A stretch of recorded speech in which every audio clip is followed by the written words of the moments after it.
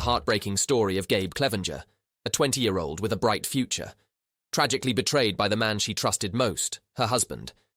But was he the only one who failed her? As we dive into this devastating case, we'll explore the chilling details of her life cut short and the justice system that may have let her down. Stay with us to uncover the full tragic story. Gabe Clevenger, affectionately known as Gabe to her friends, a 22-year-old woman from Mansfield, Ohio, was in the process of separating from her husband, Alec Blair.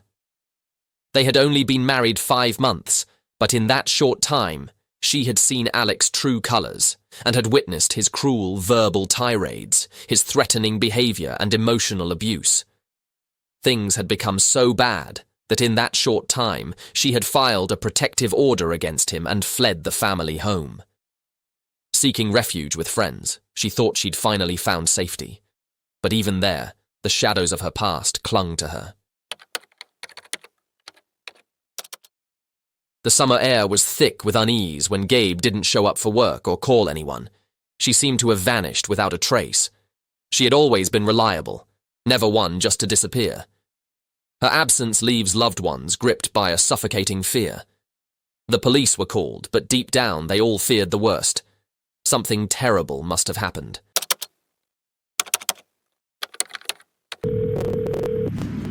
Shelby Police Department. I have a young lady who's living here with me. Nobody can find her. No one has seen her. No one has heard from her. She didn't show up for work, and I'm just really concerned. What's her name? Gabrielle Clevenger. Okay, what's going on? It's her husband, Alec Blair. He got very violent with her, and she has a bunch of police reports that she's filed. So she moved in here, and she filed for an annulment. She's only been married 5 months. The police urged the caller to come down to the station and provide more details, and after an intense interview, they decided Alec warranted a closer look. Suspicion grew when they traced Gabe's phone, which had pinged off a tower near Alec's workplace. Without hesitation, they headed there, hoping for answers. Alec was there, and so was his car. But when they peered inside, they saw what they had feared most. Blood. A lot of it. They took him in for questioning, the weight of what they had just uncovered hanging heavy in the air. At the station, Alec claimed the blood was from a friend's severe nosebleed the day before, but the explanation did little to ease the tension. After hours of relentless interrogation, Alec finally cracked. He confessed, but it wasn't the whole truth. Hey, quick interruption. If you're enjoying this, I wondered, would you even care if it took me a whole week to make this 6-minute video? Why not hit subscribe? You can always do it later, but it'd mean a lot.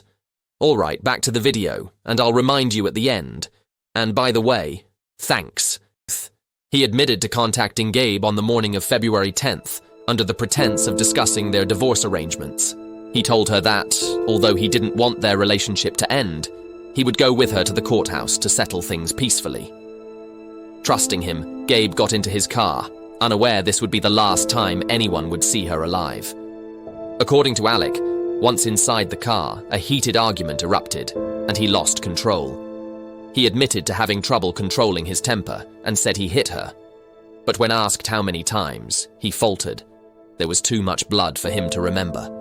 He claimed she was still breathing when he left her in a cornfield. Clinging to the hope that she might still be alive, the police pressed him to take them to where he had abandoned her. He did. When they found her, the truth was far darker than Alec had confessed. She hadn't just been beaten. Gabe was dead, the victim of a vicious knife attack. Alec had stabbed her 14 times, leaving her lifeless in a ditch.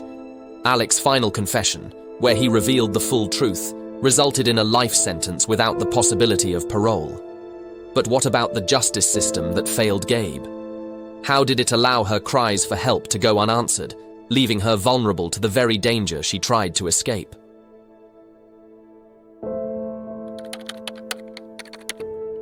She filed a protection order against him after he repeatedly threatened and harassed her. She attended the hearing alone to provide evidence of Alec's growing aggression. She testified that Alec harassed her, saying he hoped she'd die. He would show up at her home, breaking items, trapping her in a bathroom and screaming at her until she called law enforcement. Alec admitted to anger issues and sending aggressive messages, but denied physical violence. Gabe hadn't testified to any direct physical attacks during this hearing, so the magistrate, Sharon May, dismissed the protective order. Judge Heather Cockley later explained that the ruling was based on the lack of evidence of domestic violence. Alec's actions, like breaking things and sending harassing messages, were considered anger, but not immediate physical threats under legal definitions. Less than a week after the dismissal, Alec murdered Gabe. After Gabe's death sparked uproar on social media, a higher authority terminated the judge's employment.